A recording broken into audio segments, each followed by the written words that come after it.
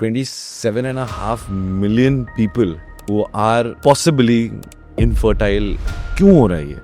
Smoking, excessive drinking, it is horrible for your fertility. उससे जो sperms खराब होते हैं और एग्स खराब होते हैं वो वापस रीजेनरेट भी नहीं होते. PCOS is not reversible. एक चीज है जो काफी कॉमन होती जा रही है, वो है endometriosis. Another very common thing जिससे ट्यूब्स ब्लॉक होती है इन इंडिया स्टिल इज. आते हैं मेल फर्टिलिटी पे. जैसे ही हस्बैंड को बोला कि आपका टेस्ट होने वाला है, मुझ में तो कोई कमी नहीं है, मैं तो टेस्ट नहीं कराऊंगा. And I am talking about educated people. Sperm के दो बहुत बड़े दुश्मन हैं. हम हॉट शावर्स, स्टीम एंड सोना जो बहुत ज्यादा करते हैं, when you are trying for a baby actively, ये चीजें हमको अवॉइड करनी. सबसे बड़ा डर पेशेंट्स को रहता है कि अगर जीरो स्पर्म, क्या जीरो स्पर्म भी हो सकता है? Of course. IVF is a mix of science and miracle both.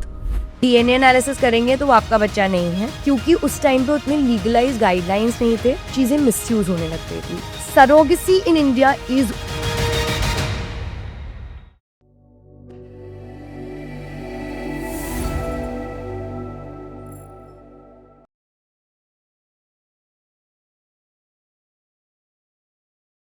Hello नमस्कार, मेरा नाम है कुणाल जयसिंह और मेरे चैनल का नाम है अनलॉक विद कुणाल जयसिंह. अगर आपको भी इन्फॉर्मेशन और सीखने का शौक है तो प्लीज मेरे चैनल को सब्सक्राइब कीजिए, और हर वेडनेसडे मेरा एक नया एपिसोड लॉन्च होता है, तो बेल आइकन जरूर दबाना ताकि आपको सबसे पहले पता चले. डॉक्टर तनुश्री, बहुत बहुत शुक्रिया आपका अनलॉक विद कुणाल जयसिंह पे आने के लिए. Thank you for having me over. I think ये जो आज हमारा डिस्कशन होने वाला है, आई थिंक बहुत इंपॉर्टेंट है एटलीस्ट इंडियन सोसाइटी के लिए, क्योंकि ये एक जो चीज़ है ना, थोड़ी सी टैबू मानी जाती है कि ये सारी बातें खुल के नहीं होती है दीवारों के अंदर, चार लोगों के अंदर बैठ के या सिर्फ कपल्स के बीच में बैठ के होती हैं. करेक्ट. बीच में हमें हमारे मिनिस्टर ने भी ये बताया था कि इंडिया का फर्टिलिटी रेट गिर रहा है. करेक्ट. 27.5 million people जी. who are possibly infertile or subfertile or something like that. Yes. क्यों हो रहा है ये? देखो, सबसे पहले तो this is the reported statistics. I am telling you, इससे बहुत ज्यादा है. जो लोग बाहर आते नहीं है, जो डॉक्टर के पास पहुंच ही नहीं पाते, जो बता ही नहीं पाते कि उनको प्रॉब्लम है. बहुत सारे रीजंस है जिसकी वजह से हो रहा है. फ्यू रीजंस जो हमारी अर्बन पॉपुलेशन में जिसकी वजह से ज्यादा हो रहा है is of course we are taking time to have kids. अब ऐसा नहीं है कि मतलब शादी हुई 20 साल की उम्र में और 21 साल की उम्र में बच्चा हो गया.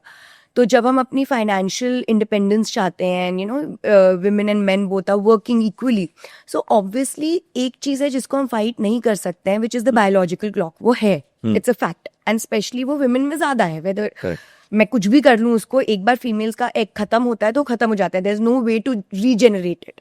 स्पर्म्स तो हर 3 महीने में बनते हैं, एग्स के साथ ऐसा नहीं होता. सो जब हमारी एज बढ़ते जाती है तो फर्टिलिटी स्कोर सिग्निफिकेंटली गिरता जाता है, स्पेशली 30 के बाद, 35 के बाद और ज़्यादा, 40 के बाद और ज़्यादा, लाइक दैट. फिर हमारे इन्वायरमेंटल फैक्टर्स, जो हम पहले सांस लेते थे, जो खाना खाते थे, वी ऑल नो कि यू नो जैसा ग्लोबल वार्मिंग हो रही है, पोल्यूशन है, एयर पोल्यूशन है, स्ट्रेस लेवल्स इतने ज़्यादा है.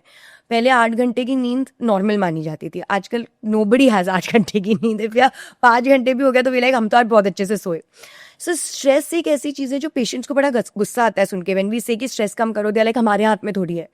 What they don't understand is 40% of how your body will react to the treatment given to you. मैंने आपको एक दवा दिया, मैंने आपके साथ IVF किया, जो भी किया, उसका रिजल्ट 40% स्ट्रेस फैक्टर्स पे डिपेंड करता है. And the science has proven. So आपके जब कोर्टिसोल लेवल्स मार्क किए जाते हैं, other hormones that show your stress levels, वो इंक्रीज जब दिखते हैं तब सब फर्टिलिटी बढ़ जाती है. Smoking, excessive drinking. Now smoking has become, I don't know, इतना ट्रेंड. इवन द वेपिंग जो हो गया है, जो एक ट्रेंड हो गया है, both in males and females, it is horrible for your fertility. There is no इतना अमाउंट इज ओके टाइप्स.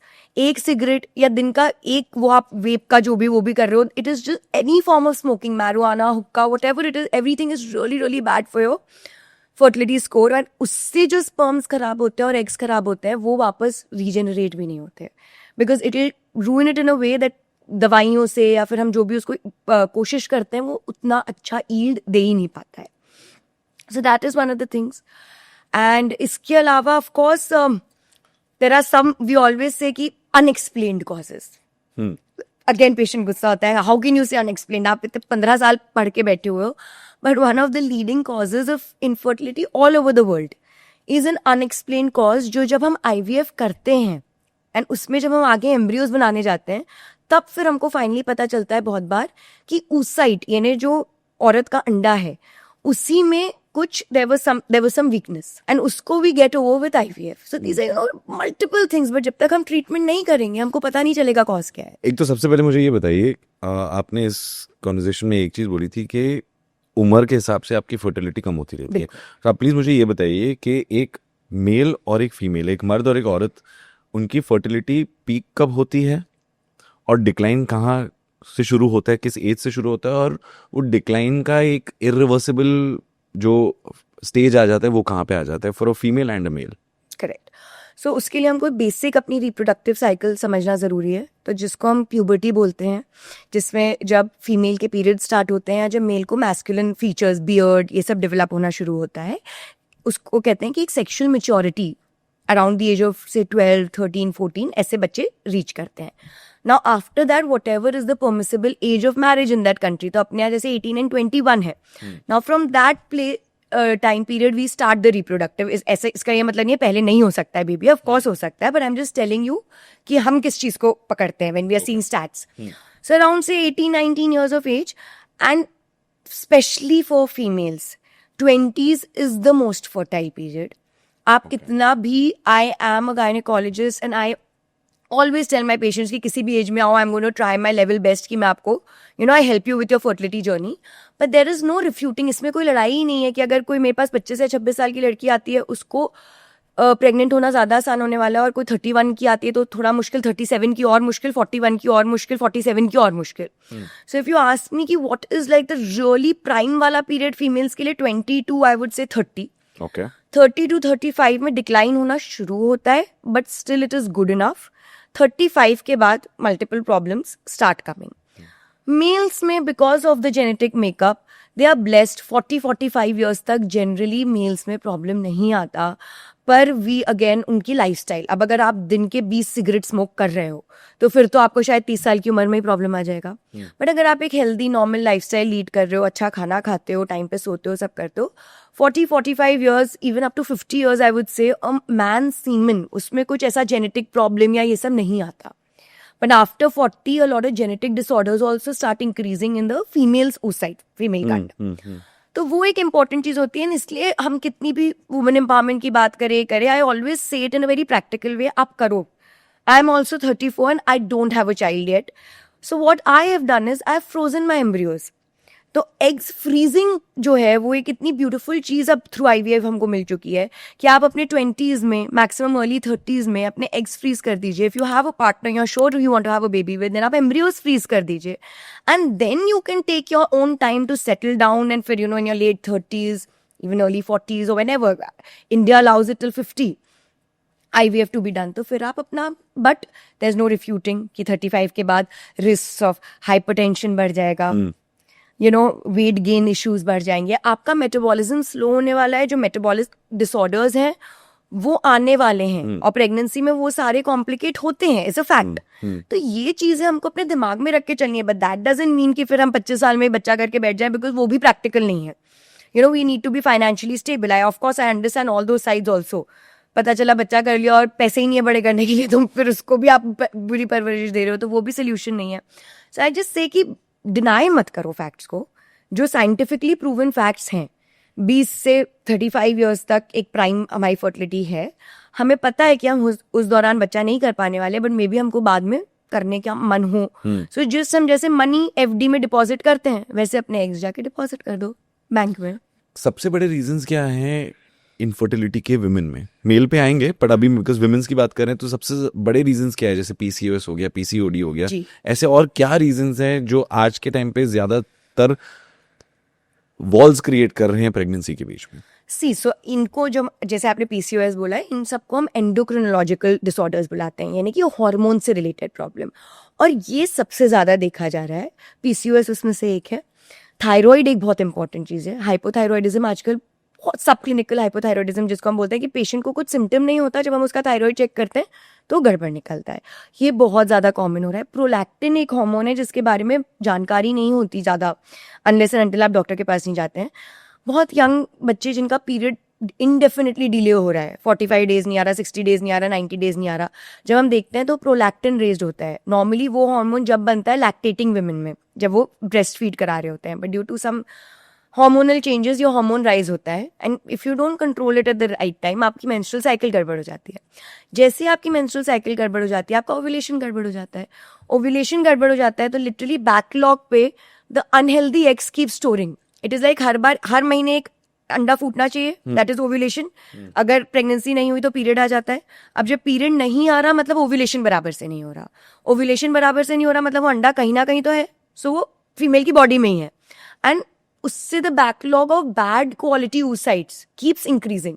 सो फिर 3 महीने बाद जाके जब ओव्यूलेशन होता भी है, so that doesn't result in a pregnancy. But जो ये बैकलॉग होता है वो कैंसरियस भी हो सकता है. No no no, this is nothing to do क्योंकि विद. कई बार जैसे हम बोलते हैं ना कि सेल्स अगर खराब सेल्स नहीं, बॉडी में है ये- तो वो कैंसरियस No, हो सकता है. depends on which cancer are we talking about. अब अगर ओबीस पेशेंट है, हायर बीएमआई की पेशेंट है, उसको 4-4, 6-6 महीने पीरियड्स ही नहीं आ रहे, जिसकी वजह से एंडोमेट्रियम की जो लाइनिंग है, यूट्रस की लाइनिंग, वो बहुत थिक हो रही है, that then we get scared of. But PCOS पर से डायरेक्टली कोई कैंसर का कारण नहीं है. ओके. तो ऐसा कुछ नहीं है कि आपको 4 महीने पीरियड नहीं आया और आपके बहुत सारे एग्स इकट्ठा हो गए तो मतलब जो पॉलीसिस्टिक कंडीशन जिसको हम बोलते हैं तो उससे कैंसर हो सकता है, ऐसा बिल्कुल भी नहीं है. Other things we have to monitor the hormones etcetera, but no, cancer is the least of the worries. इसमें सबसे ज्यादा इंपॉर्टेंट चीज ये है कि अनफॉर्चुनेटली जब तक फीमेल हमारे पास आती है, she has already suffered with this for 2-3 years. या तो इस डर से कि मैं बताऊंगी मुझे पीरियड्स नहीं आ रहे तो मेरे घर वाले मुझे ही ब्लेम करेंगे, इस स्टिग्मा से कि मुझे तो, अच्छा I don't blame the patient. पुराने ज़माने में with a great risk I से जो पुराने डॉक्टर्स थे, आज से 10 साल पुराने जो डॉक्टर्स थे, वो बड़ी जल्दी नाराज हो जाते थे पीसीओएस वाले पेशेंट से. They used to be like, चाओ पहले जाके वजन कम करके आओ, डाइट करो, तुमने जिम ज्वाइन किया है कि नहीं, तुम इतने छोटे से 16 साल के हो, तुम्हारा वेट 90 kg हो चुका है, इसलिए तुमको पीरियड नहीं आ रहा है. तो इतना ज्यादा डर बैठ गया है आज की डेट में पेशेंट के कि वो पहले आके बोलते हैं आई नो, मतलब लिटरली आज सुबह मैंने एक पेशेंट देखा, उसके फर्स्ट 5 minutes उसकी आई नो ये सब मेरी गलती है बट क्या आप मुझे हेल्प कर सकते हो. Then I have to talk through it and tell her कि ये तुम्हारी गलती अकेले नहीं है, एंड नाउ एक ये विशियस साइकिल बन गई है and I will help you break it. And yes, it's a lifestyle disorder, so आपको लाइफस्टाइल चेंजेस लाने हैं, there is no two way about it. अगर पीसीओएस के पेशेंट को हम एडवाइस कर रहे हैं कि आप थोड़ा वेट लॉस करिए, एक्सरसाइज करिए, हेल्दी डाइट लीड करिए, all this has a metabolic effect, not just on your fertility, on your overall health. तो वो सब जरूरी है. पीसीओएस और पीसीओडी में क्या फर्क है? कुछ भी नहीं. थोड़ा सा पीसीओएस को थोड़ा समझाइए, वो एग्जैक्टली होता क्या है? सो पीसीओडी पहले बोलते थे, अब पीसीओएस बोलते हैं. नाम क्यों चेंज किया गया?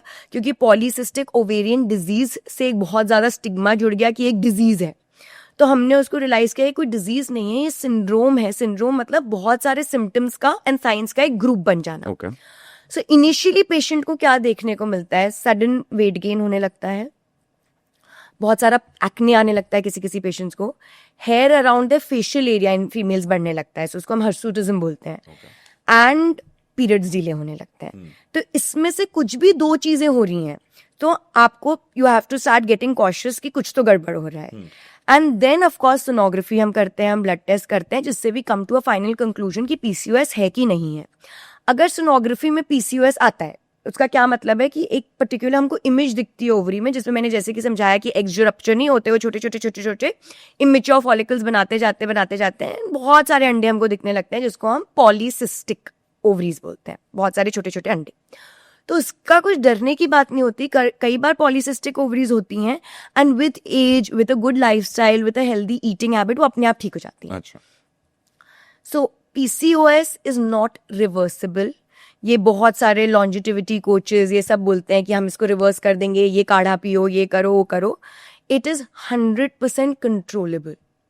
Now, if you want to call control reverse, great, but then it is also re-reversible, is what I mean. I mean, this is all a selling gimmick. ये आपको समझना पड़ेगा, ये मार्केटिंग के तरीके हैं. कंट्रोल कर सकते हो पीसीओएस, 100% कंट्रोल कर सकते हो. I am somebody who is living with PCOS for 16 years.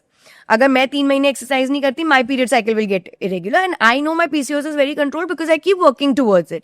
मैं जिस दिन सेडेंटरी लाइफस्टाइल लीड करने लग जाऊंगी, मेरा स्ट्रेस लेवल जिस दिन हाई होएगा, I start getting acne, my period start getting delayed, I know चलो अभी, you know, it's just like how you keep going to the gym. It's a work in progress. You never can say मैंने तो 6 साल पहले gym कर लिया, मैं 6 साल नहीं करूंगा तो कुछ नहीं होगा.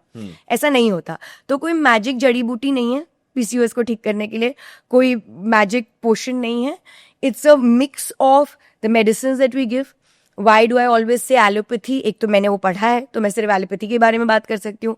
दूसरा, हमारी कोई भी ड्रग जब मार्केट में आती है उसको FDA अप्रूवल लगता है, which requires at least 10 to 15 years of ground work, papers, कुछ साइड इफेक्ट तो नहीं हुआ, उसका सच में इफेक्ट हो रहा है कि नहीं, फिर वो फाइनली एक कॉमन मैन को अवेलेबल होती है. तो मुझे उस पर ट्रस्ट है, उन ब्रांड्स पे ट्रस्ट है कि इनने इनफ रिसर्च किया है. So I give those medications. उसके साथ like I said, lifestyle, I always tell my patients, I don't care about the way you look.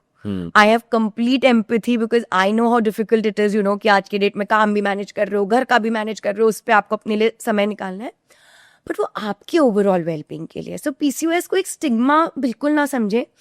एक बात बताइए, जब घर पे शुगर होता है किसी को, डायबिटीज या हाई ब्लड प्रेशर होता है या थायराइड, कितने आराम से बात होती है कि अरे हमारे घर में तो सभी को BP की बीमारी है. तो PCOS उसी तरह है. It's just a lifestyle metabolic disorder, and उसको आप जितना अच्छा कंट्रोल रखते हो वो उतना नॉन एग्जिस्टेंट हो जाता है, रिवर्सिबल हो जाता है. बट जैसे ही आप अपनी पुरानी आदतों पे चले जाओगे या फिर से अपना ख्याल रखना बंद कर दोगे, इट विल कम बैक. थोड़ा ये समझाइए, क्योंकि आज जो मैंने पढ़ रहा था मैंने ये देखा है कि एक चीज़ है जो काफ़ी कॉमन होती जा रही है, वो है endometriosis. Am I saying it right? Yes yes. Endometriosis, cyst form होना या कुछ ऐसा होना, तो उसको थोड़ा सा समझाइए. हाँ, ये this is a very good question that you ask, क्योंकि बहुत डर जाते हैं नाम सुन के. एंडोमेट्रियोसिस पता नहीं क्या है. एंडोमेट्रियोसिस क्यों होता है पहले मैं समझाती हूँ जिससे इजी होए. सो एवरी मंथ आपका जो मतलब जो फीमेल का यूट्रस होता है, उसकी जो अंदर की लाइनिंग होती है एंडोमेट्रियम, वो पहले फॉर्म होती है जब फॉलिकुलर फेज है, मतलब जब फॉलिकल बन रहा है. क्यों फॉर्म होती है? क्योंकि जो बेबी है वो उसी में जाके चिपकता है. So it's like a blanket for the baby to get stuck on. When द pregnancy doesn't happen in that month, the endometrium sheds off, and उसी को हम पीरियड बोलते हैं, menstrual bleeding जिसको बोलते हैं. तो कई पेशेंट्स में क्या होता है, ये जो एंडोमेट्रियल सेल्स हैं जो हर मंथ फॉर्म होती हैं, वो other than the inside of the uterus जहाँ पे वो नॉर्मली होनी चाहिए, वो एल्सवेयर फॉर्म होने लगती हैं. कॉमन वेज लाइक ओवरी के पास जाके डिपॉजिट होने लगती है, जिसको आप एंडोमेट्रियोटिक सिस्ट बोलते हो, चॉकलेट सिस्ट बुलाते हो उसको कॉमन लैंग्वेज में, एंडोमेट्रियोमा. या यूट्रस की अलग लेयर्स में जाके फॉर्म होने लगती हैं, जिससे पेशेंट को बहुत ज़्यादा पेनफुल पीरियड्स आने लगते हैं. कभी कभी ट्यूब्स में जाके एंडोमेट्रियोसिस किधर किधर भी जाके स्टोर हो जाता है. तो इसका पेशेंट को क्या सिम्टम होता है? Extremely painful periods. Patient typically आके बोलेगा मुझे तो पीरियड के 2-3 दिन पहले से पेन शुरू हो जाता है, फिर पीरियड जब आता है तब बहुत पेन रहता है, फिर उसके बाद थोड़ी देर रिलीफ होता है. पेशेंट को कई बार ब्लैडर में एंडोमेट्रियोसिस हो जाता है, रेक्टम में एंडोमेट्रियोसिस हो जाता है, तो उस वजह से यूरिन पास करने में पेन होने लगता है, डिफिकेशन में पेन होने लगता है. So these are all, and the unfortunate part about endometriosis is that initial phase में जब वो माइल्ड होता है, एकदम माइल्ड या मिनिमल, वो सोनोग्राफी में भी नहीं दिखता. ब्लड मार्कर्स में भी एक इनडायरेक्ट ब्लड मार्कर है CA-125 जो कभी कभी एलिवेटेड होता है, बट वो अलग चीज़ों में भी एलिवेट होता है, तो कोई कन्फर्मेटरी चीज़ नहीं है. So it's a very patient based, symptom based diagnosis, कि पेशेंट ने मुझे आके बोला उसको बहुत दर्द हो रहा है, तो मैं अपना थोड़ा सा एंटीना खड़ा कर लूंगी कि भाई शायद इसको एंडोमेट्रियोसिस हो सकता है. एंडोमेट्रियोसिस का नॉर्मल लिविंग में, जैसे कि मैंने कह दिया, it becomes very painful for the patient. Endometriosis if ignored and not treated in time, then starts having a effect on the quality of the eggs, and that is why endometriosis में infertility increase हो जाती है. And so as endometriosis is rising, is infertility rising, or you can put it the other way around. But yes, endometriosis, and ये मैं नहीं कहूँगी आप, मतलब यू में आज की क्यों बढ़ रहा है, तो ये एक बहुत डिलेमा है कि शायद ये पहले से था, ये बढ़ नहीं रहा है. देखिए जैसे कि मैंने कहा, हर पीरियड के साथ वो सेल्स थोड़ी जमा होते जाती हैं.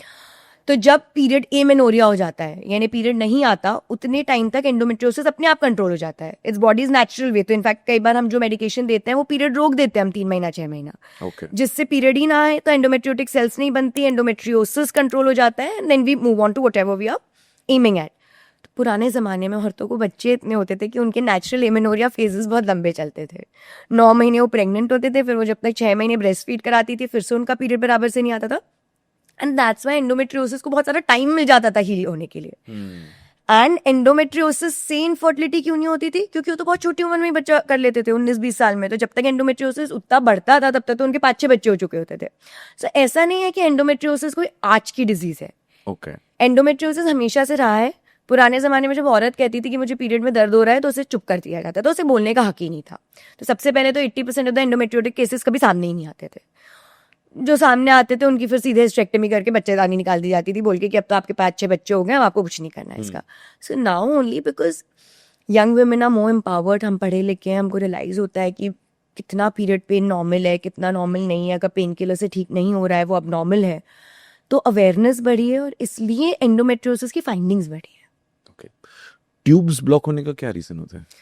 सो ट्यूब ब्लॉक होने के मल्टीपल रीजंस हो सकते हैं, starting from a very basic thing जो मैं I really want the audience जो सुन रहे हैं, a basic infection, pelvic inflammatory disease जिसको हम बोलते हैं.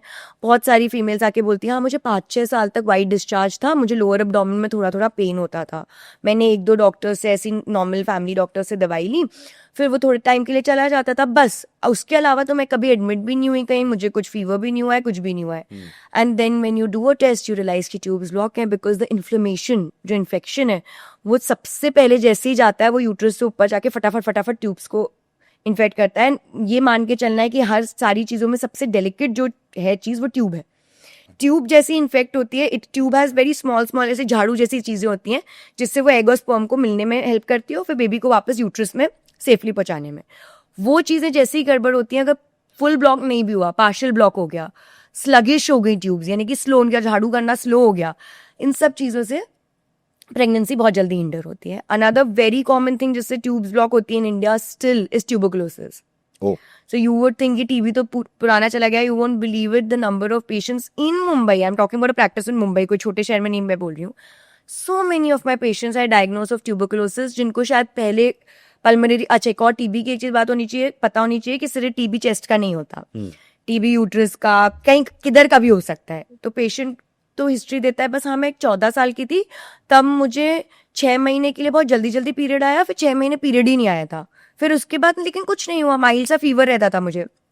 And then when you see you realise कि उसको ट्यूबरकुलोसिस उस टाइम पे था, या तो ट्रीटमेंट ही नहीं हुई या आधी अधूरी ट्रीटमेंट हुई.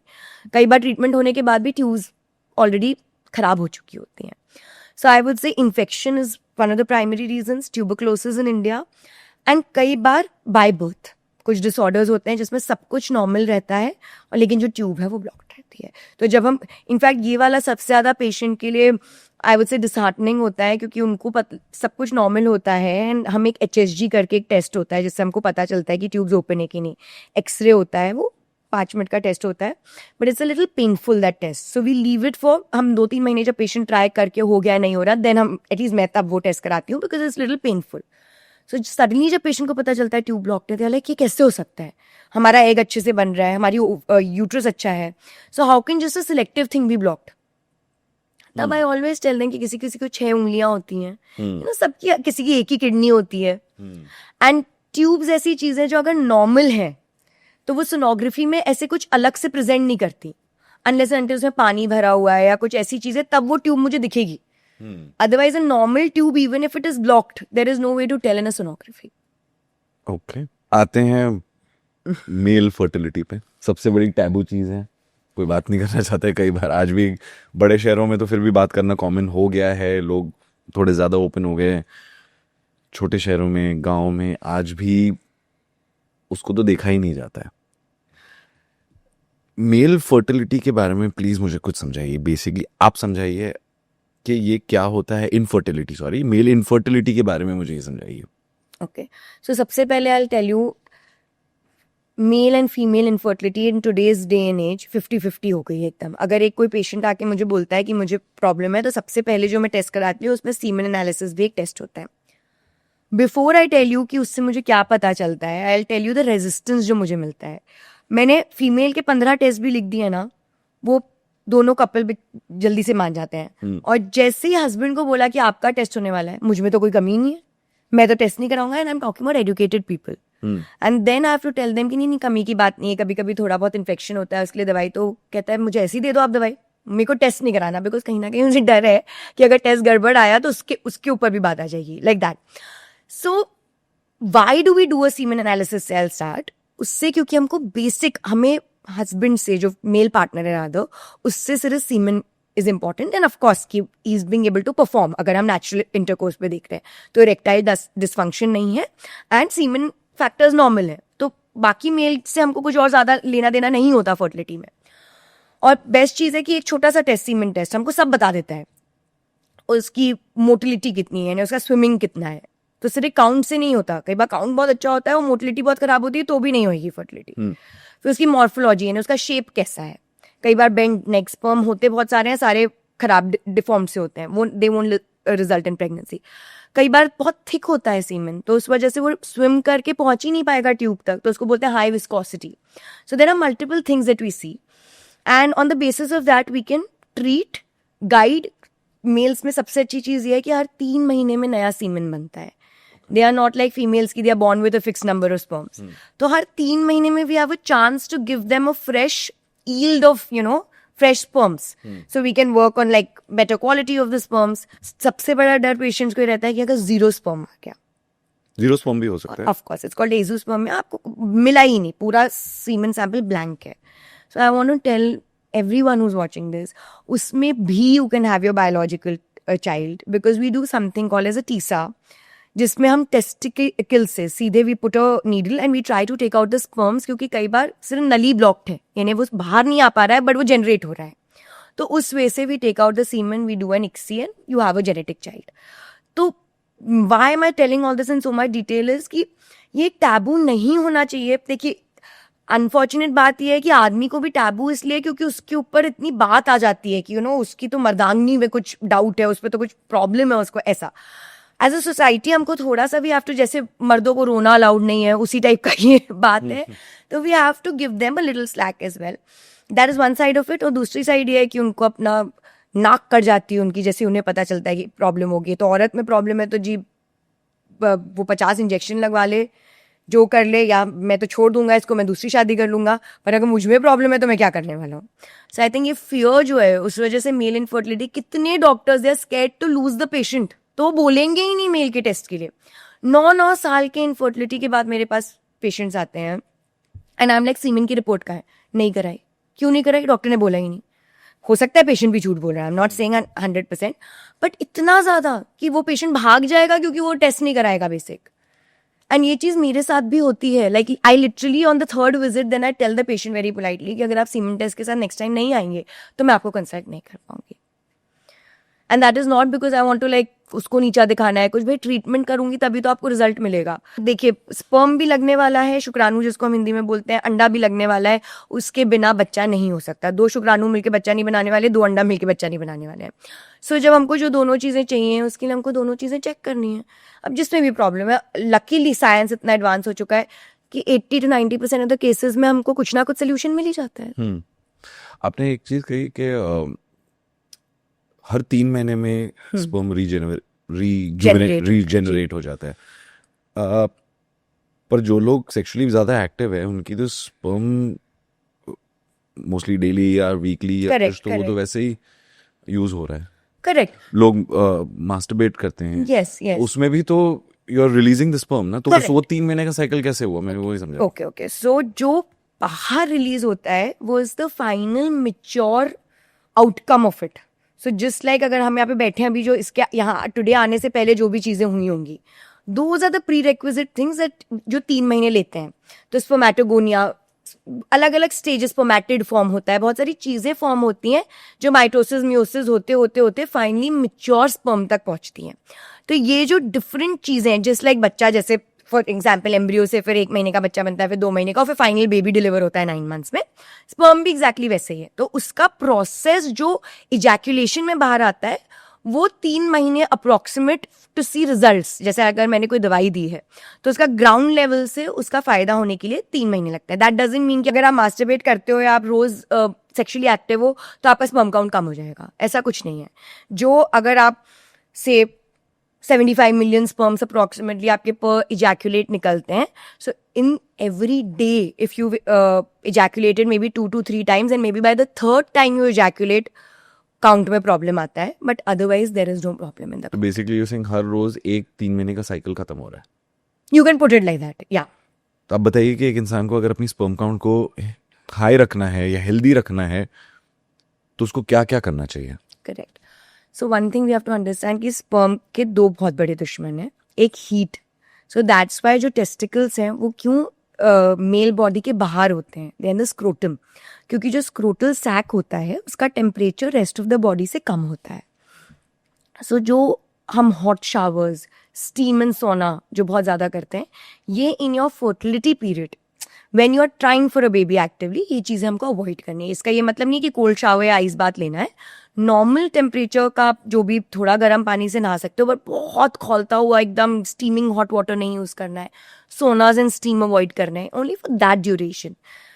एंड उसके अलावा the second enemy and the biggest enemy is any form of smoking.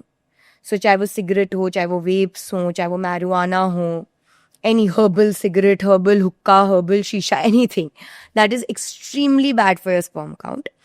Drinking, social drinking in moderation, 2 drinks once in a week, like that doesn't really affect your sperm count. So I'm not going to be a preacher here and say दारू छोड़ दो, cigarette छोड़ दो, सब कुछ छोड़. ठीक है, you can, आपको थोड़ा बहुत, you know, you're used to like a social way of living, you can. But 2 things that you have to, like I said, heat and your smoking, you have to completely give up, at least for that 6 months, 1 year when you're trying. Other than that, you have to eat. जो पुराने ज़माने में एक चीज़ बोलते थे कि you know, सब वो कलरफुल वेजिटेबल्स खाने चाहिए, फ्रूट्स खाने चाहिए. That's because all those different colours then have different micronutrients. Zinc होता है, अलग अलग चीज़ें होती हैं. So when you have all of that, आपको automatically you get a lot of multivitamins and nutrients, zinc, selenium, all of these things that help in spermatogenesis. अच्छा sperm बनाने में help करते हैं. So good diet and sleep. Sleep is very important because we so many times we see कि जो लोग रात भर late night shifts work कर रहे हैं, सुबह से 2 घंटा 3 घंटा सो पा रहे हैं, उनके स्पर्म काउंट पे बहुत ज़्यादा फर्क आता है. So even if you are somebody who is leading a lifestyle like this, then maybe at least during the time that you are trying to conceive, आप उसको थोड़ा मॉडिफाई करें. I know it's easier said than done, क्योंकि अगर किसी की night shift में काम है, बेचारा क्या करेगा. But these are some things that we work on. So when we talk about lifestyle, it's the temperature, and अपन लोग we live in a very hot climate, so that gets added. So बहुत tight jeans नहीं पहननी है, बहुत एकदम fitted underwear नहीं पहननी है. It has to be, I always tell my male patients, रात को जितना हो सके you don't wear an underwear and sleep, you know, just wear your loose boxer shorts, whatever is comfortable, because the more the area breathes out, the temperature remains low. It's all very scientific. मतलब ये सुनने में अजीब लगेगा, but it is all very scientific. Laptop को नहीं रखना है अपने टेबल पे रख के बैठना है. आई नो वो लैपटॉप है, बट उसको नहीं रखना है, क्योंकि जो लैपटॉप है वो बहुत हीट जनरेट करता है. आपका फोन पूरी देर आप पॉकेट में रखते हैं, वो की बहुत छोटी छोटी चीज है, बट वो पाइल ऑन होके बहुत सारी चीजें हो जाती हैं. सो जहां से भी आपको लगता है वो हीट का माध्यम है, उसको अपने आप से दूर रखें. एंड स्मोकिंग तो बिल्कुल बंद करें. एक सिगरेट, आधी सिगरेट, एक ड्रैग भी it's not okay. It's not okay. आपके हार्ट के लिए भी ओके नहीं है, और आपके उसके लिए भी okay. जितने लोग देख रहे हैं वो अकेले में देखेंगे, मुझे ऐसा लग रहा है कि घर पे नहीं पता चले या बीवी को नहीं सुनाई चले. See, the thing is, उस टाइम के लिए छोड़ दो. आई अंडरस्टैंड कि वो मुश्किल है ये. अब एक बात बताओ, जब आप की पार्टनर प्रेग्नेंट हो जाएगी, तब तो आप उसके सामने तो वैसे ही नहीं स्मोक करने वाले हो, because it's going to be bad for baby. Then जब वो बेबी हो जाएगा तो आप उसके सामने स्मोक नहीं करने वाले for passive smoking. Think of it like that कि जब आप, जो इंसान बेबी आने वाला है जिसे आप इतना प्यार करने वाले हो कि आप उसके सामने स्मोक नहीं करना चाहते, तो उसके लिए भी आप कुछ टाइम स्मोक नहीं करना चाहते. And sometimes and you and up just quitting on the habit. नहीं भी क्विट किया तो 3 महीने भी आपने रोक दिया ना, it shows fabulous results. Okay, तो baby steps, think about 3 months, then उसके बाद में देखेंगे. ओके. अब मैं जानना चाहता हूँ कि साइंस इतना बढ़ चुका है, बहुत सारी चीज़ें आ चुकी हैं जो असिस्ट कर सकती हैं प्रेगनेंसी में. एक टाइम था जहाँ पे सिर्फ नेचुरल वे ही था, क्योंकि और कोई तरीके नहीं थे, साइंस इतना इवॉल्व नहीं हुआ था. आज एक कपल के पास जिनमें कुछ प्रॉब्लम्स हैं, जिस वजह से वो नेचुरली कंसीव या नेचुरली बच्चा पैदा नहीं कर पा रहे हैं, नेचुरली प्रेग्नेंट नहीं हो पा रहे, क्या क्या ऑप्शंस आज के टाइम पे कॉमनली इंडिया में एटलीस्ट अवेलेबल है? सो सबसे पहले तो इंडिया में हर वो चीज़ अवेलेबल है जो बाहर है. सो ये सुन के बहुत अच्छा लगा. या so we are one of the leading countries where is medical health and specially fertility goes. So I am extremely proud about that. We start with always की नेचुरल तो हमने देख लिया है. उसके बाद सबसे बेसिक जो हम इसको, ये पूरी चीज जो आती है वो असिस्टेड रिप्रोडक्टिव टेक्निक के अंडर आती है ना. हम आपको असिस्ट कर रहे हैं बेबी करने, सिंपल लैंग्वेज में. असिस्टिव रिप्रोडक्टिव टेक्निक्स, आर्ट, या it is called art. So art में सबसे बेसिक फर्स्ट चीज होती है IUI, जिसको हम बोलते हैं. ओके, वो सबसे पहला ऑप्शन होता है. सबसे सिंपल, सबसे कॉस्ट इफेक्टिव, उसको हम बोलते हैं इंट्रायूट्राइन इंसेमिनेशन. उसमें ज़्यादा हम कुछ नहीं करते. हस्बैंड का सीमेन लेते हैं, उसको सेंट्रीफ्यूज मशीन में कॉन्सेंट्रेट बनाते हैं उसका। यूट्रस का जो वॉल्यूम है वो सिर्फ आधा ml होता है, 0.4 ml, एंड बहुत सारा सीमेन सिक्रीट होता है। इसलिए व्हेन जब भी बहुत बार पेशेंट आके बोलता है कि हम जब भी रिलेशन रखते हैं हमारा तो बहुत सारा सीमेन बाहर ही आ जाता है बॉडी से, दैट्स बिकॉज यूट्रस का कैपेसिटी उतना है। So then what we do is हम उसका एक 0.4 ml का पेलेट बनाते हैं जिसमें अच्छा स्पर्म है, और उसको एक पतले सिरिंज जैसी चीज से, जिसको हम कैनुला बोलते हैं, सीधे यूट्राइन कैविटी के अंदर डाल देते हैं, सीधे यूट्रस के अंदर डाल देते हैं। तो उससे स्पर्म को स्विम कम दूर करना है। यहाँ पे तो पहले वेजाइनल कैनाल में रिलीज होता है, फिर वहां से सर्विक्स में जाता है, फिर यूट्रस में जाता है, फिर ट्यूब पे पहुंचता है। अभी हम सीधे यूट्राइन कैविटी में डालते हैं तो उसको फटाफट से स्विम करके सीधे ट्यूब तक पहुंचना है। तो जिनकी मोटिलिटी थोड़ी कम होती है उनके लिए बहुत हेल्प करता है। जिनका काउंट थोड़ा कम है तो हम उनको पास में छोड़ दे रहे हैं अंडे के जाके, तो उसमें हेल्प करता है। अनएक्सप्लेन इनफर्टिलिटी का ये सबसे पहला स्टेप है जिसमें आप IUI करते हैं। IUI बहुत सस्ता प्रोसीजर होता है, बट देन इसके लिमिटेशंस हैं। वी ऑलवेज से कि जो भी नेचुरल आपका साइकिल था उससे एक सिर्फ 10 to 15% ज्यादा चांसेस हैं IUI में, उससे ज्यादा नहीं है। IUI किस सिचुएशन में यूज किया जाता है? क्योंकि अगर एंडोमेट्रियोसिस है जहाँ पे आप नहीं जा पा रही हो, ट्यूब्स ब्लॉक्ड हैं, नहीं कर कभी भी आप IUI कर सकते हो? So great question. Pre requisite for IUI इस कि आपकी ट्यूब्स ओपन होनी चाहिए। IUI में देखिए हम क्या, मैंने वही बोला कि अंडा और शुक्राणु को मिलना तो खुद ही है, वो मिल सिर्फ ट्यूब में ही सकते हैं। तो IUI में हम सिर्फ शुक्राणु जो है, सीमेन, स्पर्म, उसको हम अंडे के पास छोड़ दे रहे हैं, बट आखिरकार ट्यूब में जाके मिलना उसको अंडे से खुद ही है। तो अगर ट्यूब ब्लॉक्ड है, पैसेज वे ब्लॉक्ड है, तो IUI फिर ऑप्शन ही नहीं है, फिर सिर्फ और सिर्फ IVF ऑप्शन है। ओके। सो IUI के लिए हम उसके पहले हम HSG करते हैं, we make sure the tubes open है, ओव्यूलेशन नहीं हो पा रहा। IUI के इंडिकेशंस में हो जाता है पेशेंट को इरेक्टाइल डिसफंक्शन है, प्रीमेच्योर इजैकुलेशन है, वैजिनिस्मस फीमेल पेशेंट्स में जिसमें पेनफुल इंटरकोर्स होता है, वो अलाउ ही नहीं करते मेल पार्टनर को, तो हम अंडर एनेस्थीसिया IUI कर सकते हैं। तो पेशेंट का एक्चुअली कुछ प्रॉब्लम ही नहीं है, खाली इंटरकोर्स ही नहीं हो पा रहा है, पेनिट्रेशन ही नहीं हो पा रहा है। And then other factors like male and female factors, जो वेरियस अदर फैक्टर्स है, उसकी वजह से भी IUI हम स्टार्ट करते हैं। ओके, ये हो गया IUI। IVF के बारे में बताइए। सो IVF, इन विट्रो फर्टिलाइजेशन, यानी बच्चा जो है वो बॉडी के बाहर बन रहा है, वीवो इज अंदर, विट्रो इज बाहर। IVF को बहुत कॉमन लैंग्वेज में टेस्ट ट्यूब भी बोला जाता है, क्योंकि माना जाता है कि लैब में टेस्ट ट्यूब के अंदर बच्चा बना रहे हैं। टेस्ट ट्यूब नहीं होती, it is like a dish. तो IVF के मैं स्टेप्स आपको बहुत सिंपल वे में समझाती हूँ, जिससे यू नो कि क्या होता है। तो आप जब डॉक्टर के पास फर्स्ट विजिट पे जाते हो, या whichever visit we decide कि अब हमको IVF करना है, सो हम पेशेंट को कुछ सर्टन मल्टीविटामिन्स देते हैं, न्यूट्रिएंट्स देते हैं, मेडिसिन देते हैं, जिससे हमको सारे एग्स एक ही साइज के मिले। क्यों? I will come to that. And हम पीरियड के सेकेंड डे पे पेशेंट को बुलाते हैं, जब उसके सारे एग्स सेम साइज के होते हैं, छोटे छोटे छोटे छोटे, जिससे जब हम इंजेक्शन देना शुरू करें तो हर अंडा इक्वल अमाउंट ऑफ इंजेक्शन पिए। ऐसा ना हो कि बड़ा वाला अंडा सारा इंजेक्शन पी जाए और छोटे वाले बेचारे कमजोर रह जाए, क्योंकि हमको मैक्सिमम एग्स रिट्रीव करना है। करेक्ट? सो देन हम डे 2 से डे 10, 11, 12 डिपेंडिंग ऑन पेशेंट को कितना ईल्ड मिल रहा है, कितनी जरूरत है, उसकी एज क्या है, AMH क्या है, हम इंजेक्शन देते हैं। एंड लगभग हमारे जब majority follicles around 18 mm to 20 mm के हो जाते हैं, डिपेंडिंग ऑन एग काउंट कितना है, ईस्ट्रोजन का वैल्यू कितना है, ट्रिगर देते हैं। ट्रिगर के anywhere between 34 to 36 hours, depending on every doctor, अलग अलग प्रैक्टिस होती है। हम वो एग्स को रिट्रीव करते हैं, यानी निकाल लेते हैं बॉडी से बाहर, उसको बोलते हैं oocyte रिट्रीवल। उसमें पेशेंट को एम्प्टी स्टमक बेहोशी दी जाती है, एकदम माइल्ड, ऐसा नहीं कि कोई ट्यूब व्यूब डाली जाती है, यहाँ से IV लाइन से बेहोशी दी जाती है। 5 मिनट्स का प्रोसीजर होता है, जैसे सोनोग्राफी होती है, जिस सेम सोनोग्राफी में हम एक पतली सी नीडल अटैच करते हैं, and through the vaginal canal only, नीचे से देयर इज नो स्टिच और anything that comes, all the eggs come out. Eggs निकालने के बाद हम हस्बैंड को या जो भी पार्टनर है उसको हम बोलते हैं कि आप अपना सीमेन दीजिए, and then we take now both the eggs and the semen to the lab, जो एम्ब्रियोलॉजी लैब होता है। वहाँ पे पूरा प्रोसेस होता है, डेन्यूडेशन ऑफ एग होता है, ग्रेडिंग ऑफ एग्स होता है। बेसिकली वहाँ पे अब हम ICSI करते हैं, जिसको हम बोलते हैं इंट्रासाइटोप्लाज्मिक स्पर्म इंजेक्शन। जो पहले IVF होता था, यानी डिश में हमने स्पर्म और एग को छोड़ दिया, वो अपने आप मिल्क कर रहे हैं। आजकल हम उसको वी मेक श्योर कि एक स्पर्म एक एग के अंदर घुसे, जिसको हम ICSI बोलते हैं। उससे चांसेस ऑफ फर्टिलाइजेशन बढ़ जाता है। और अगर बहुत कम स्पर्म भी, ऐसे 9-10 स्पर्म भी हमको मिले, तो भी प्रेगनेंसी होने की चांसेस रहती है, एम्ब्रियो बनने की चांसेस रहती है। इनफैक्ट इस केस में जो हमने पहले डिस्कस किया था कि एजू स्पर्म, एक भी स्पर्म नहीं है, तो हमने माइक्रोटीसा या टीसा किया, यानी टेस्टिकल्स से स्पर्म निकाला, तो हमको कई बार सिर्फ 5 या 6 ही स्पर्म मिलते हैं, तो वो हम पर्टिकुलर स्पर्म को लेके सीधे एग के अंदर इंजेक्ट कर सकते हैं। साइंस इतना बढ़ चुका है। एंड देन फिर हम डिफरेंट मीडियाज में उसको रखते हैं, and we study those embryos हर दिन, day 1, day 2, day 3, day 4, day 5, depending on आपका एग कैसा है, लैब का क्राइटेरिया क्या है, बहुत सारी चीज़ें होती हैं। हम उन एम्ब्रियोज को फ्रीज करते हैं। आजकल most of the doctors we do frozen cycles, not fresh cycles, because उसके रिजल्ट्स बेटर हैं। सो फिर हम एम्ब्रियोज को या तो डे 3 पे फ्रीज करते हैं या डे 5, जिसको हम ब्लास्टोसिस्ट बोलते हैं। ब्लास्टोसिस्ट। या so it is a very common term in infertility के पेशेंट्स को, जो बोलते हैं मैम आप ब्लास्ट ही ट्रांसफर करोगे। So there are lot of papers that say कि ब्लास्ट के चिपकने के रिजल्ट्स बेटर होते हैं। Okay. But when the patient comes to me I explain everything, but basically ये स्टेप होता है डे 3, डे 5 ऐसे। अब फिर जब हमारे एम्ब्रियोज बन गए, अभी तक तो हमारा पेशेंट घर चला गया है, वो आराम से चिल कर रहा है घर पे।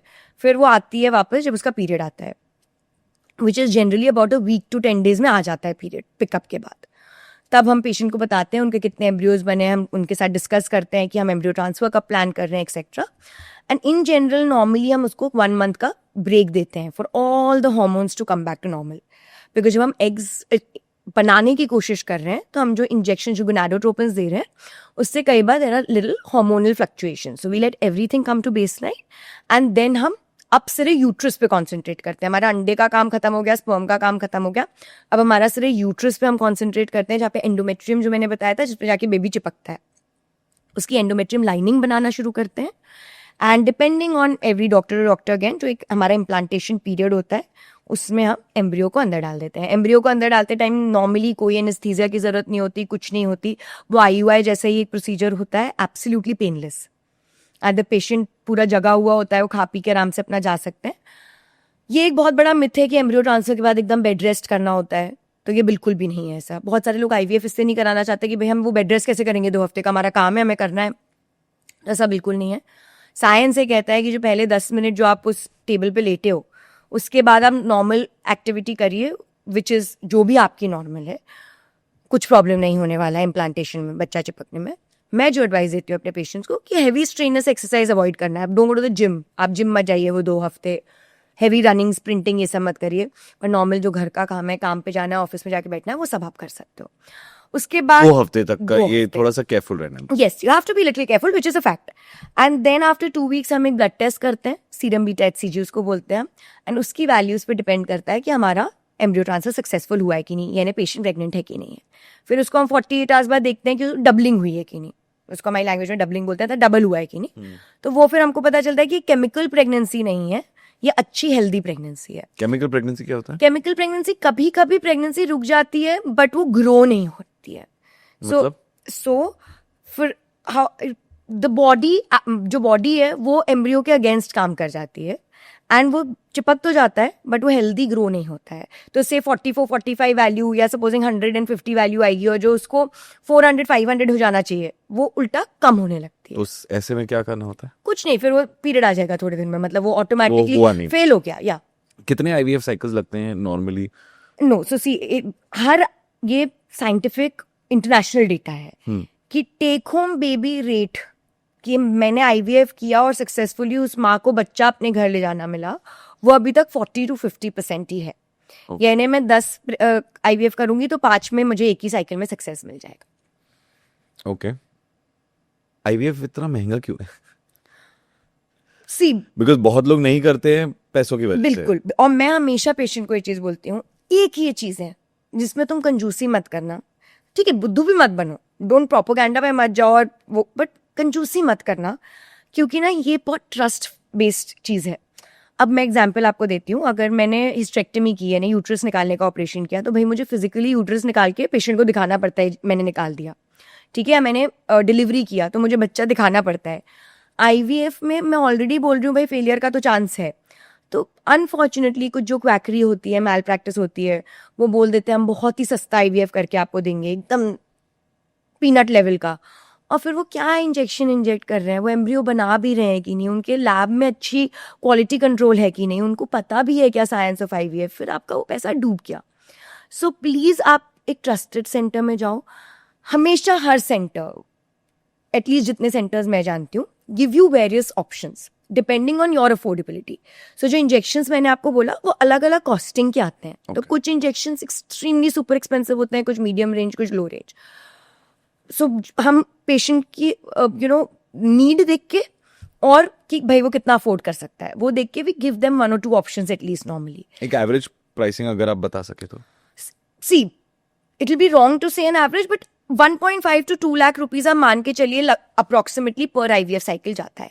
जो उससे कम बोल रहा है वो कुछ ना कुछ कर रहा है कॉस्ट कटिंग के लिए. बहुत सिंपल सी चीजें बता रही हूँ. महंगा क्यों है? क्योंकि जो इंजेक्शन है वो महंगा है. जो हमें लैब को मेंटेन करने के लिए जो कॉस्टिंग लगती है, जो मीडिया जिसमें IVF होता है, वो चीजें महंगी आती हैं. That is a fact. Embryo को भी फ्रोजन रखने के करेक्ट. एम्ब्रियो को फ्रोजन रखने के लिए वो जो लिक्विड नाइट्रोजन जो हमको रोज कभी कभी हर थोड़े घंटों में चेंज करना होता है, वो सारी चीजें महंगी हैं. ठीक है. फिर जो हमने IVF की ट्रेनिंग की है भाई, हमने 15 साल लिए हैं. मतलब गायनिकोलॉजी के बाद भी हमने मिनिमम 2 से 3 साल और पढ़ाई की है to become special fertility consultants. So there is a cost that you have to pay for it. Government has tried to bring in, बहुत रिसेंटली अभी आया है कि गवर्नमेंट IVF को लाने की कोशिश कर रहा है. Let's see how it goes, because we know that government institutes में जितना वर्कलोड है, जितना पॉपुलेशन है, कई बार वी डोंट नो कि रिजल्ट्स कैसे आएंगे. But as of now it's primarily private practitioners के पास है. And most of the IVF consultants, again I will say, and I won't say it for all fields, बहुत दिल से काम करते हैं. क्योंकि वो देखते हैं कि पेशेंट आके कितना परेशान हो रहा है, रो रहा है, किसी ने अपना कुछ जेवर गिरवी रखा है, ये किया वो किया. तो कोई सिर्फ पैसे बनाने तो यहाँ पे नहीं बैठा. मुझे तो नहीं लगता, मुझे नहीं पता, I can be wrong. Okay. क्या प्रिकॉशंस लेना चाहिए एक पेशेंट को IVF से पहले? एग रिट्रीवल के टाइम पे हम दोनों मेल फीमेल को बोलते हैं ड्रिंकिंग स्मोकिंग ना करें. जो हमने मल्टीविटामिन्स वगैरह दिए हैं वो आप रेगुलरली खाइए. जो भी मेडिसिन आपको दिए हैं, एक अपने स्ट्रेस को कंट्रोल में रखिए. स्लीप साइकिल नॉर्मल रखिए. हेल्दी खाइए, क्योंकि वो आपके oocytes पे इफेक्ट करने वाला है, वो आपके स्पर्म पे इफेक्ट करने वाला है. देन जब आपके एम्ब्रियोज बन गए हैं, if we give you a 1 or 2 month break, if you are slightly on the higher BMI, it's a very good time for you to lose, even because even if you lose, आप 5 से 10% भी वजन कम करते हो तो वो आपके implantation rate को बढ़ाता है. वजन कम करना हम और किसी रीजन से नहीं बोलते, हम IVF का सक्सेस बढ़े उसके लिए बोलते हैं. सो देन अगर आपको वेट लॉस करना है तो आप अपनी वेट लॉस जर्नी पे जा सकते हैं, बिकॉज प्रेगनेंसी एक बार हो गई तो वेट लॉस करना नामुमकिन है ऑलमोस्ट. कुछ आपका थायराइड वायराइड थोड़ा गड़बड़ है, आप उसको अच्छे से कंट्रोल करिए. स्ट्रेस कंट्रोल करिए. एंग्जाइटी डिसऑर्डर्स है आजकल, मेंटल डिसऑर्डर्स कितने ज़्यादा हैं, उसको take therapy, take medication, whatever you need. And embryo transfer के टाइम पे हम बोलते हैं after the embryo transfer no heavy exercises. जितना आपका डे टू डे काम है वो आप करिए टिल एटलीस्ट हार्ट बीट आ जाए 6 वीक्स तक. 6 वीक्स के अराउंड बेबी की हार्ट बीट आती है, पर वो इम्प्लांटेशन आ गया, हार्ट बीट आ गई, then we tell the patient कि आप अपनी जो normal exercises, physical activity, walking, जो भी आप करते थे वो आप शुरू करें. लोगों को लगता है कि IVF बहुत रिस्की है क्योंकि आप इतने इंजेक्शंस ले रहे हो, हार्मोनल इंजेक्शंस ले रहे हो, तो ये आपके एक लॉन्ग टर्म हार्मोन्स पे साइड इफेक्ट डाल सकता है या एक हार्मोनल इम्बैलेंस क्रिएट कर सकता है इन द फ्यूचर, जो शायद अब ना दिखे पर 5-7 साल बाद हो, आफ्टर डिलीवरी हो, जो चीज़ें रिस्क इंक्रीज करती है. तो ये मिथ के बारे में आप क्या कहेंगे? ये सच है कि नहीं है? जो प्रोपेगेंडा हुआ है हार्मोन क्या है? हार्मोन वही चीज है जो आपकी बॉडी में बन रही है. वो कहाँ से बना है? आपकी बॉडी से, किसी और की बॉडी से लेके बना है. Like I am just telling you like that. Correct. तो उसको हम एक बहुत कंट्रोल्ड मात्रा में दे रहे हैं. हमें पता है कि उसकी अधिक मात्रा से हार्म हो सकता है, उसी की हमने पढ़ाई की है. इसलिए जरूरी है कि आप सही डॉक्टर के पास जाएं, एक क्वैक के पास ना जाएं. जब आप सही डॉक्टर के पास जा रहे हैं तो उसकी डिग्री, उसकी जिंदगी भी आपके साथ जुड़ी हुई है. वो एक पेशेंट खराब करेगा, उसकी पूरी रोजी रोटी चली जाएगी. तो सिर्फ आपकी नहीं, उसकी भी जिंदगी आपसे जुड़ी हुई है. एंड जितने पबमेड के जितने रिसर्च पेपर्स आप पढ़ लेंगे, अब IVF को होते होते एटलीस्ट 40 to 50 ईयर्स हो गए हैं, कुछ भी IVF से रिलेटेड कैंसर या पेशेंट को साइड इफेक्ट होना, ऐसा कुछ नहीं हुआ है. इनफैक्ट जो पेशेंट्स होते हैं जिनको जेनेटिक डिसऑर्डर्स होने की ज़्यादा चांसेस हैं, जिनके पहले बच्चे में कोई जेनेटिक डिसऑर्डर था या उनमें they are carrying a genes of something, तो इनफैक्ट थ्रू IVF हम एक PGT बोलते हैं उसको, प्री जेनेटिक टेस्टिंग, जिससे हम पता कर सकते हैं कि इस एम्ब्रियो में वो वाली प्रॉब्लम, इस बच्चे में वो वाली प्रॉब्लम नहीं हुई. सो इनफैक्ट बेबीज हेल्दी हो थ्रू IVF, उसकी ज़्यादा चांस है, ना कि अनहेल्दी हो. एंड कोई हम IVF करके छोड़ नहीं देते ना, उसके बाद भी जो 3रे महीने पे जो NT स्कैन होता है, जो ब्लड टेस्ट होते हैं, जो 5-6 महीने का टेस्ट होता है, सब करते हैं. And then the baby is delivered. तो इट्स अ बहुत फाइन ट्यून्ड साइंटिफिक प्रोसीजर है. You won't believe it. मैं जितना ध्यान अपने एक IVF के पेशेंट के लिए देती हूँ, उसका 10% मुझे जो एक पेशेंट फिर कंसीव हो गया उसको देना पड़ता है, because it's a very fine tuned, एक बहुत ब्यूटीफुल वो प्लानिंग चल रही होती है उस पेशेंट के लिए, एंड हर एक की इंडिविजुअलाइज प्लानिंग चल रही होती है वो. सो IVF नहीं, रिस्की नहीं है बिल्कुल. जो है हाँ, अब रोज इंजेक्शन ले रहे हो, थोड़ा तो अनकंफर्टेबल होगा। मैं उसको I am not going to be toxic positive है। तो जो चीज़ें हैं, भाई मुझे इंजेक्शन लेने की रोज़ आदत नहीं है। मुझे आप 10 दिन के लिए इंजेक्शन दोगे रोज़, तो मुझे थोड़ा इरिटेशन तो होगा। बट फिर आप उन लोगों के बारे में सोचो जो रोज़ इंसुलिन लगाते हैं, वो तो जी रहे हैं ना, वो तो कर ही रहे हैं। तो अब आपको कुछ चाहिए है तो उसके लिए थोड़ा सा आपको हार्डवर्क करना पड़ रहा है, थोड़ा सा कुछ आपको एक्स्ट्रा करना पड़ रहा है। एंड मतलब ये मैं एक बहुत फनी बात बोलूंगी, बट जितना ग्रैटिट्यूड फिर वो पेरेंट्स को होता है ना जो आईवीएफ के बाद कंसीव करते हैं, इट्स वेरी ब्यूटीफुल। मतलब वो पेरेंटहुड को और वो उस चीज को लाइटली नहीं लेते फिर। दे रियली रियली वैल्यू वो पूरे 9 months ऑफ प्रेगनेंसी भी। एक वो इनिशियल जो खटपट होती है कपल के बीच में कि तुम्हारी गलती मेरी गलती, उसके बाद when they finally conceive, it is beautiful to see how they come together as a unit. And पूरा घर कैसे सेलिब्रेट, किसी को 15 साल से बच्चा नहीं हुआ है, किसी को 17 साल से बच्चा नहीं हुआ है। एंड मोस्ट इंपॉर्टेंट चीज मैं आपको बोलना चाहूंगी, एक आईवीएफ साइकिल या 2 या 3 फेल हो गए, don't give up hope, keep trying, because science literally हर 3 महीने में, आईवीएफ एक ऐसी फील्ड है जिसमें हर 3 महीने में कुछ नया आ रहा है। शायद मैं अभी इंटरव्यू दे रही हूँ, आप मुझसे 6 महीने बाद इंटरव्यू लोगे, मैं कुछ आपको नई चीज बता दूँ। Okay, interesting interesting. एक और चीज़ है जिस वजह से लोग आईवीएफ अवॉइड करते हैं, जिनको पता है कि ठीक है, एजुकेटेड हैं, पता है कि this is now normal IVF, उनको ये डर होता है कि हमें एक बच्चा चाहिए। आईवीएफ में ट्विंस, ट्रिपलेट्स के चांसेस काफी हैं। इज इट ट्रू, और कैन यू कंट्रोल के मुझे एक ही बच्चा चाहिए? देखो, हाँ, तो अगर आप बहुत ही ज्यादा, if you are very particular कि हमको एक ही चाहिए, कुछ भी हो जाए 2 नहीं चाहिए, सो सिंगल एम्ब्रियो ट्रांसफर, एक ही एम्ब्रियो डालूंगी मैं तो 2 होंगे कहाँ से? हम 2 एम्ब्रियो ट्रांसफर, 2 एम्ब्रियोज डालते कई बार इसलिए क्योंकि इट इंक्रीजेस द चांसेस कि वो चिपके। जरूरी नहीं होता हमने 2 डाले तो ट्विंस ही होंगे। एंड एक और चीज, since you were saying myths, तो ये ना, ये मूवीज ने बहुत मिथ बनाया हुआ है कि वो बदल जाता है, इसका स्पर्म उसको, उसका स्पर्म इसको, तो किसी और का बच्चा हो जाएगा। वो मिसमैच नहीं हो सकता। We have very strict RFIDs होती है हमारे पास। एक कार्ड होता है जिसमें पेशेंट एक्स का अगर सीमेन आया है तो मैंने वो कार्ड डाला है, तो मैं सिर्फ वो ही सैंपल यूज कर सकती हूँ जब तक मैं वो कार्ड बदल के दूसरे पेशेंट का नहीं डालूंगी। तो ये अदला बदली होना, इसका बच्चा उसके उसमें जाना, ये सिर्फ मूवी में क्यों बनी है मूवीज भगवान जाने, बट ये रियल लाइफ में नहीं हो सकता। अगर होएगा तो वो डॉक्टर की जिंदगी, मतलब उसका लाइसेंस चल गया जाएगा। वही जो DNA टेस्ट करके पता करते हैं, बट पता कैसे चलेगा? मतलब ये हो ही नहीं सकता। It's not possible. Nobody in the right frame of mind is going to do it. It can't happen. I'm glad कि कुछ myths clear हुई। बिल्कुल। What is donor sperms? What is donor eggs or sperms? Yeah, so we call it as like oocyte donation और sperm donation. So आजकल बहुत legalise हो गया है इंडिया में, प्रॉपर बैंक्स बन चुके हैं इस चीज के, and only legalized people and through legalized ways you can do it. There is a lot of paper work that goes into it. तो oocyte डोनेशन किन लोगों के लिए बना है? जिन महिलाओं का उम्र की वजह से अंडों की मात्रा खत्म हो गई है, AMH बहुत कम हो गया है, या कई बार बहुत यंग पेशेंट्स होते हैं उनको प्रीमेच्योर ओवेरियन फेलियर हो जाता है। 26 साल की लड़कियां, 27 साल की लड़कियां, ऑलरेडी उनको मीनोपॉज आ गया है, ये भी हो रहा है। या बहुत हाई चांसेस, कुछ एक बहुत ज़्यादा जेनेटिक डिसऑर्डर है जो चल रहा है उनकी लीनिएज में, and they don't want to use their egg.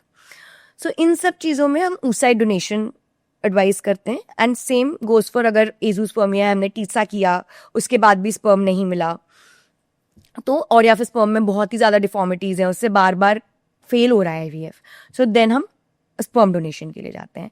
तो ये अगेन एक बहुत लीगल वे होता है। इसमें भी सीधा आपका ब्लड ग्रुप क्या है, आपके फीचर्स क्या हैं। In some banks will provide you on the basis of कि आपको कितना लुक्स वाइज, हाइट वाइज, बहुत सारी चीज़ें होती है जो आप मैच कर सकते हो।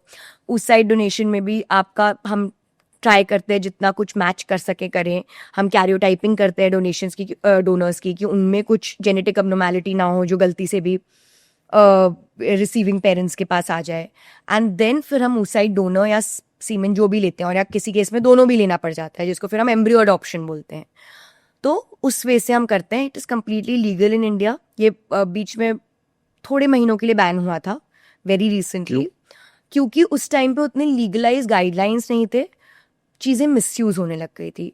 तो एक ही डोनर को एक ही महिला को बार बार डोनेशन के लिए यूज़ किया जा रहा था, तो उससे उस महिला के लिए खतरा बढ़ते जा रहा था। देन प्रॉपर वेज से नहीं हो रहा था, तो कुछ भी स्क्रीनिंग नहीं होती थी। So there was a bit of a grey area जो हो गया था, जिसको अब गवर्नमेंट ने बहुत अच्छे से लीगलाइज कर दिया है, and everything is done with a lot of paper work. एक डोनर एक ही के लिए यूज होता है, all of that, everything is very very well done. And मतलब हम नहीं उसको, again that is something that we can't change, because हमको एक के लिए कम से कम 600 पेपर सबमिट होते होंगे शायद. Semen donation is still relatively easier, I would say, compared to oocyte, because वो easier process है, उसमें कोई injections नहीं है, कुछ नहीं है. वो इसके बहुत सारे banks से बहुत readily मिल जाता है. हम इनफैक्ट डोनर्स को हम IUI के लिए भी यूज़ कर सकते हैं, तो उसमें हमको necessarily IVF तक नहीं रुकना होता. कई बार क्या है कि मेल फैक्टर है एंड अफोर्डेबिलिटी नहीं है उतनी, तो फीमेल फैक्टर कुछ है ही नहीं, तो हमने IUI में अगर डोनर स्पर्म यूज़ किया तो फटाफट से प्रेगनेंसी हो जाती है. बट वो एक्चुअली टेक्निकली फिर वो Yeah, जेनेटिकली yeah, आपका so बच्चा genetically फुली नहीं आप है. DNA एनालिसिस करेंगे तो वो आपका बच्चा नहीं है. अगर फीमेल है तो जो आपने oocyte डोनेशन से लिया है, उस पर जो एम्ब्रियो बनाया है वो फीमेल के अंडर जाएगा, तो ठीक है, 9 months the female will experience pregnancy, but genetics will be different. Surrogacy in India is also legal. बीच में बंद हो गया था, बीच में Completely इलीगल कर दिया बंद था हो गया बिकॉज वो था. धंधा बन गया था. कंप्लीटली बंद हो गया था. It has been legalized but extremely stringent policies. What are the policies? So few that जो आपको पता होनी चाहिए is कि अगर आपका एक बच्चा पहले से है तो आप सरोगेसी नहीं कर सकते. अच्छा. कुछ फिल्म स्टार्स थे जिनने अपना सेकंड बच्चा सरोगेसी से किया था पहले, अब वो इलीगल हो गया है. आपको एक भी बच्चा नहीं है तो ही आप सरोगेसी कर सकते हो. ओके. सरोगेसी एग्जैक्टली होता क्या है? So surrogacy is a womb, you're taking a womb basically, and I won't say womb on rent because अपनी इंडिया में सिर्फ altruistic surrogacy allowed है, यानी कि पैसे के लिए surrogacy allowed नहीं है. हाँ. तो आप जो भी आपको surrogacy कर रहा है, चाहे आपका रिलेटिव है या जो भी है, वो आपको हेल्प आउट करने के लिए कर रहा है, not to earn money out of it. तो उसमें होता क्या है, चाहे मेरा खुद का, सपोजिंग मेरे को my eggs are good but मेरे यूट्रस में कुछ प्रॉब्लम है, ट्यूबरक्लोसिस था या सिवियर एंडोमेट्रोसिस है, या मेरी कैविटी बहुत छोटी है, या कई बार एब्सेंट यूट्रस होता है कुछ सिंड्रोम्स में, तो उसमें मेरा एग से बेबी तो बन सकता है बट मैं उसको कैरी नहीं कर सकती, तो फिर वो दूसरे वूम में, दूसरे यूट्रस में डाला जाएगा, तो वो बच्चा जेनेटिकली पूरा मेरा रहेगा, but I won't bear it for 9 months. So that is what basically surrogacy is. उसमें अब डिपेंड करता है कि मेरे पेशेंट के एग्स अच्छे हैं तो पेशेंट के एग्स यूज होते हैं, नहीं तो फिर donor eggs with surrogacy. So उसके ये सब stringent laws हैं, एज है factor. Every single surrogacy case needs a separate मतलब उसको लीगलाइज करने के लिए हमको सेपरेटली लॉ के पास जाना पड़ता है. इट्स नॉट अ ब्लैंकेट कि हर एक के लिए अलाउड है. अगर मेरे को आज एक पेशेंट की सरोगेसी करनी है, फर्स्टली वो एक लेवल 3 सेंटर में अलाउड होता है, उसके लिए खास सरोगेसी सेंटर होता है जिसमें अलाउड होता है. हर IVF centre can't do surrogacy. And then हमको वो पर्टिकुलर केस जाके मैजिस्ट्रेट के सामने रखना पड़ता है. Only when I get approval for that particular case then I can do surrogacy. अच्छा. इस केस के लिए मिला तो अगला केस कर पाऊंगी ये जरूरी नहीं है. तो it's become very strict, very difficult, very expensive. All these 3 factors are there. Maybe धीरे धीरे करके वापस थोड़ा ईज आउट हो. Okay, now last one part I'm going to do with you is a quick 5-minute thing is going to be a rapid fire. Sure. 5 food items that a person should eat to maintain a high fertility rate. So everything that is rich in protein is great. So आप अंडा खा सकते हो, chicken, fish, paneer, sprouts, all these things are good. Vitamin C जिसमें रहता है, खट्टे fruits like आपके ऑरेंजेस हो गए, नींबू पानी, lemon, all these things are very very good. 5 things और क्या बता सकते हो? ग्रीन लीफी वेजिटेबल, बिकॉज आपका हीमोग्लोबिन अगर अच्छा है तो इन जनरल आपका इम्यूनिटी अच्छी रहेगी. So because of that multivitamins is very important. I know I'll sound like a doctor when I'm saying this, but कुछ micronutrients होते हैं जिसके लिए आपको मतलब 6 किलो वो सब्जी खानी पड़ेगी, तो सच अगर आप एक वो अपनी टैबलेट खा ले रहे हैं तो it's going to really help you with that. And बहुत सारा पानी पीना चाहिए, बहुत सारा, बिकॉज वाटर इनटेक इतनी सारी चीज़ों को अपने बॉडी में इफेक्ट करता है, फर्टिलिटी बीइंग वन होता है. 5 ऐसी चीजें जो अवॉइड करनी चाहिए अपनी फर्टिलिटी को इंटैक्ट रखने के लिए. स्मोकिंग, मैं आई विश मैं 5 बार स्मोकिंग बोल सकती.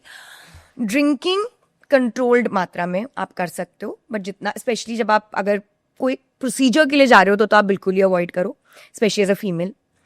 एंड तीसरी चीज़ जो मैंने बोला, टाइट फिटेड क्लोथ्स मील्स में अवॉइड करना है आपको, बिकॉज एंड गर्म चीज़ें लाइक सोना, स्टीम, लैपटॉप, ये सारी चीज़ें मील्स में स्पेसिफिकली आपको अवॉइड करनी है. स्ट्रेस, अब आप स्ट्रेस अवॉइड तो नहीं कर सकते हो, तो स्ट्रेस कंट्रोल, स्ट्रेस मैनेजमेंट करना है. तो आप बिल्कुल भी छोटे नहीं हो जाओगे अगर आपने थेरेपी ले ली, या फिर आपने if you suffering from an illness and आपने उसके लिए मेडिकेशन लिया, इट्स एब्सोल्युटली फाइन. हो सकता है आप वो फैक्टर से कंट्रोल करोगे और आपका ये फैक्टर भी हेल्प हो जाए, रिजॉल्व हो जाए. एंड 5th थिंग जो आपको अवॉइड करनी चाहिए, it's not cool to not sleep. तो प्लीज़, जो एक कहते हैं कि 8 घंटे की नींद एक नॉर्मल अडल्ट के लिए ज़रूरी है, आप ठीक है 8 नहीं कर पा रहे, 7 करिए, 7 नहीं कर पाए 6 करिए, बट ये चीज़ कोई कुछ बहुत बड़े बड़े सेलिब्रिटीज़ ने बोल दिया हम तो सिर्फ 3 घंटे सोते हैं, तो वो बहुत कूल बन गया. बट ये अच्छी चीज़ नहीं है, ये आपकी फर्टिलिटी और ओवरऑल लाइफ को बहुत इफेक्ट करेगी. ओके, पीसीओएस के दौरान क्या चीज़ें एक औरत को करनी चाहिए जो कि वो नेचुरली हेल्प कर सकता है उसको कंट्रोल करने में? Exercise. There is no other way of it. आप कुछ भी दवाई ले लो, कुछ भी कर लो, 1 hour of exercise every day for a PCOS patient is must. And by exercise I don't mean just like normal walk. Please, जो आपको बर्न आउट करे, स्वेट कराए, हार्ट रेट इंक्रीज करे, do a proper workout. And it can be anything, weight lifting, whatever you want to do. There is nothing कि weight उठाए तो PCOS गड़बड़ हो जाएगा, ऐसा कुछ नहीं है. Diet, mindful eating is a must. Even if you are lean PCOS मतलब पतला वाला पीसीओएस होता है, तो उसमें वेट कम करने की जरूरत नहीं होती, बट देन उसमें कई बार आपको डेयरी से, आपका हर पेशेंट का अलग से अलग होता है. किसी को डेयरी से प्रॉब्लम होगा, किसी को ग्लूटेन से प्रॉब्लम होगा, फास्ट फूड से प्रॉब्लम होगा, अल्कोहल से प्रॉब्लम होगा, तो वो चीज़ें आपने अवॉइड करनी है. अगर आपका हायर बीएमआई है, आपको वेट को कंट्रोल में लाना है, वेरियस वेज है. Intermittent fasting works very well. Low cut down on your calories, calorie deficit में आप जाइए. फैट डाइट्स मत करिए, बट ये चीज़ें ज़रूर करिए. Fourth, again stress and sleep become very important with PCOS, because lifestyle disorder कोई भी हो वो अफेक्ट होता है. आप अपनी लाइफस्टाइल अगर नहीं अच्छी रख रहे हैं, तो अगर आप सो नहीं रहे, आपका स्ट्रेस बढ़ रहा है, तो उस पर. And the fifth is like I said, junk food is something बहुत बड़ा. पीसीओएस बढ़ ही कहीं ना कहीं रहा है because the eating habits are getting very faulty. तो वो चिप्स का पैकेट अवॉइड करो, चॉकलेट्स अवॉइड करो, दैट बिग पिज्जा अवॉइड करो. ओके, नॉर्मल कंसीविंग अगर नहीं हो रहा है तो कौन से नेक्स्ट स्टेप्स हैं एक कपल को लेना चाहिए? Just go and see a fertility specialist. कुछ अपना मत दिमाग लगाओ. आप एक तो सबसे पहले ये टैबू ही नहीं है, तो आप जाओ आराम से डॉक्टर के साथ डिस्कस करो क्या होगा मैक्सिमम, क्या वर्स्ट केस क्या वो बोलेंगे, आपको हेल्प की जरूरत है, ठीक है, इट्स बेटर ना. आप जितनी जल्दी, देखो पैसा तो आज भी लगने वाला है, कल भी लगने वाला है. अगर नहीं वर्क किया तो निराशा आज भी होने वाली है, कल भी होने वाली है. जो भी चीज़ है, या खुशी या निराशा पहले मिलकर एटलीस्ट वो एक आपका चैप्टर इन लाइफ खत्म हो जाता है. So if you tried for 6 months, नहीं हो रहा है, go to fertility specialist so that you get the right advice, और आपको गाइडेंस मिल जाती है बस. ओके, इन टुडेज टाइम, आज के टाइम पे normal conceiving, IUI and IVF, सबसे ज्यादा चांसेस किसके हो गए हैं? IVF ऑफ नहीं, नॉर्मल जो अब जिसको कुछ प्रॉब्लम ही नहीं है वो तो फिर 1 साल में कंसीव कर ही जाएगा. सब कुछ अगर आपकी बॉडी में पैरामीटर्स नॉर्मल है, तो the natural conception rate is the highest always, because that is then your natural body. But अगर 1 साल में आपने कंसीव नहीं किया, दैट मीन्स नेचुरल कंसेप्शन तो नहीं हो रहा है, देन उसमें IVF और XCS वो अभी तक सबसे आगे पहुंच चुका है. Okay, thank you so much doctor Tanushree for coming on Unlock with Kunal Jaisingh. Thank you. बहुत ही फ्रूटफुल, बहुत ही नॉलेजेबल कॉन्वर्जेशन हुआ. आई एम श्योर हमारे ऑडियंस को इस पॉडकास्ट से बहुत नॉलेज मिला होगा. तो जो लोग माँ बाप बनना चाहते हैं या जो लोग इस जर्नी पे हैं, आई होप इस कॉन्वर्जेशन से उनको कुछ सीखने को मिला और वो अपनी जर्नी को और ब्यूटीफुली आगे ले सका. एंड जस्ट मतलब माँ बाप बनना चाहते हैं, मतलब अगर आप इस जर्नी पे आ गए हो, आप ऑलरेडी माँ बाप हो. लाइक आई ऑलवेज से, अगर आपका IVF फेल भी हो गया, that doesn't mean you are already a parent if you are in this journey. So go to a doctor जो वो समझता है उसको एंड आपके इमोशंस को समझता है, बिकॉज आई ऑलवेज से IVF is a mix of science and miracle both. That's a fact. Beautiful, thank you so much. अगर आपको आज का एपिसोड अच्छा लगा और आपने इस एपिसोड से कुछ सीखा, तो प्लीज इस एपिसोड को 2 लोगों के साथ जरूर शेयर करना, ताकि उनकी जिंदगी में भी एक नई चीज अनलॉक हो, एक नया इंफॉर्मेशन अनलॉक हो. और प्लीज मेरे चैनल को सब्सक्राइब कीजिए, इस एपिसोड को लाइक कीजिए और बेल आइकन जरूर दबाइए, ताकि जब भी हर वेडनेसडे मेरा एपिसोड लॉन्च हो, आपको सबसे पहले पता चले.